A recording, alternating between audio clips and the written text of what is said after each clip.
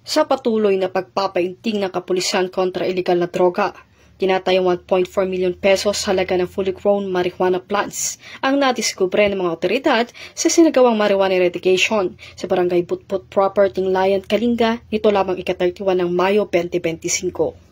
Matagumpay ang nasabing marijuana eradication dahil sa pagtutulungan ng mga operatiba sa pangunguna ng First Kalinga Provincial Mobile Force Company, katuwang ang mga tauhan ng Tinglayan Municipal Police Station at Philippine Drug Enforcement Agency Cordillera.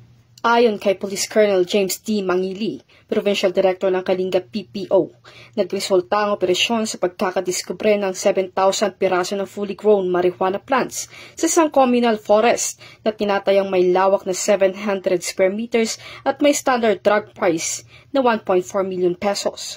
Bagamat walang nahuling cultivator, binunot at sinunog ng mga operatiba ang mga pinagbabawal na tanim sa mismong lugar pagkatapos ng pagdokumento at pagkuha ng sapat na sample upang isumite sa Kalinga Provincial Forensic Unit para sa karagdagang pagsusuri.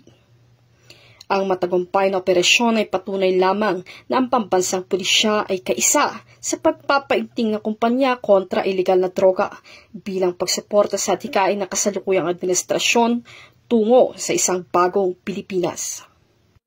Mula dito sa Baguio City, ako po inyong PNN correspondent, Patrol Woman Layaw, alagad ng batas, tagataguyod ng balitang pulis.